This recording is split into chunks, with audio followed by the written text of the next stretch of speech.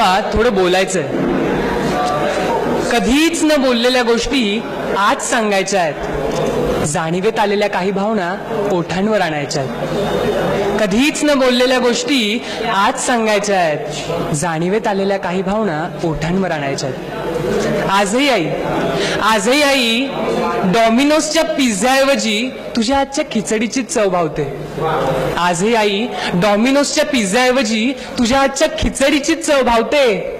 त्यांना कितीही दाद देत असलो तरी का कुणास ठाऊक तुझी स्तुती करायला लाजच वाटते. बाबा आपले जुने फोटो पाहून आजही चेहऱ्यावर हास्य येते. बाबा आपले जुने फोटो पाहून आजही चेहऱ्यावर हास्य येते. प्रत्येक फोटोत तर अगदी चिकटून आहे तुम्हाला. प्रत्येक फोटोत तर अगदी चिकटून आहे तुम्हाला. पण आज का कुणास ठाऊक एक मिठी मारायला लाजच वाटते.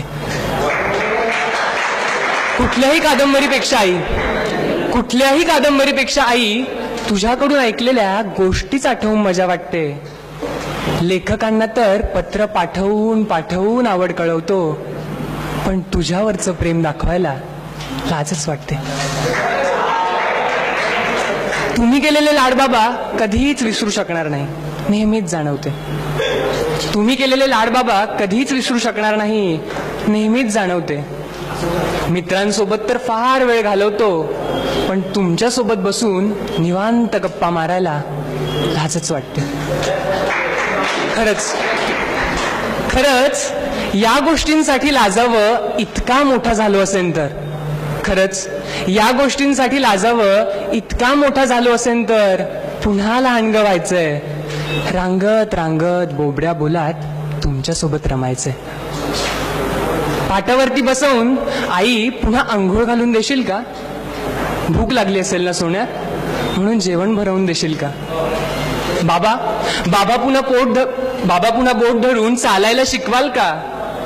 किती उशीर रे कार्ट्या, म्हणून शाळेत सोडवायला याल का? मांडीवर डोकं घेऊन कुरवळत पुन्हा आई झोपवशील का? पुन्हा झोपवशील का? झोप लागत नाही का बाळा, म्हणून अंगाई घाऊन तोपटशील का? दाखवत नसलो जरी आई बाबा तुमच्यावरचं प्रेम काही कमी होणार